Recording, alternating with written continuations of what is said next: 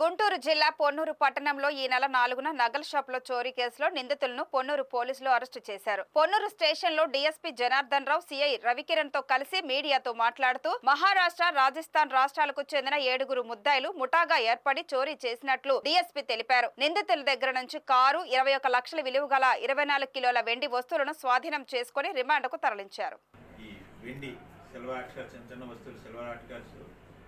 దొంగతనం చేసి ఒక ఫార్చునర్ కారులో వెళ్ళిపోవడానికి ప్రయత్నం చేశారు.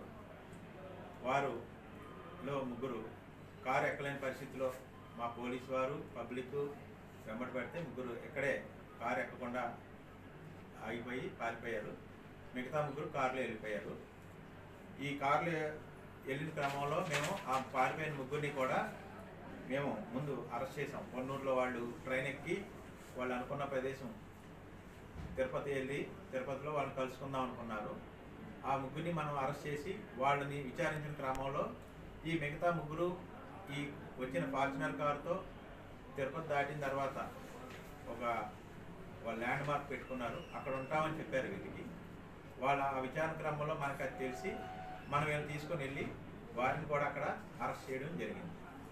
ఈ క్రమంలో ఈ దొరికిన ముద్దాయిల్లో ఈ గ్రూప్కి మిఠాలాల్ మాలి, మిఠాలాల్ మాలి అని అతను ఇతను రాజస్థాన్లో పనిచేసేవారిని ముంబైలో అందరూ ఒక గ్రూప్గా గ్యాంగ్ ఏర్పాటు చేసుకున్నాడు.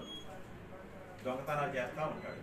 చేసి ఎక్కువగా అతని ఎంఓ ఏంటంటే మోడస్ ఆపరెండి సిల్వర్ షాపులే టార్గెట్ చేసి దొంగతనాలు చేస్తాడు. ఈ క్రమంలో వీళ్ళు కారు డ్రైవర్తో పాటు మిగతా 6గురు కలిపి పొన్నూరు వచ్చారు, దొంగతనం చేశారు.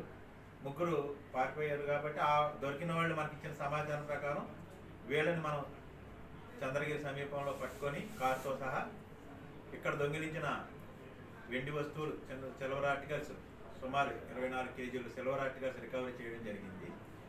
ఈ కేసులో ఈ అరెస్ట్ అయిన ముద్దాయిలు గతంలో 2022లో వెస్ట్ గోదావరి జిల్లా పెనుమంట్ర, గుండి, అమలాపురంలో దొంగతనాలు చేశారు.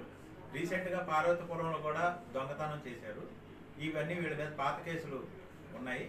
వీరందరూ కూడా కొంతమంది అరెస్ట్ అవుతారు, కొంతమంది పరారు అయిపోతారు. వాళ్ళ మీద ఆ కేసులన్నీ కూడా పెండింగ్ ఉన్నాయి.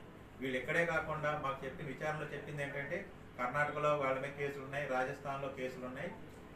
వీళ్ళన్నీ వీళ్ళు ఒక గ్యాంగ్ ఏర్పాటు చేయడం జరుగుతూ ఉంది.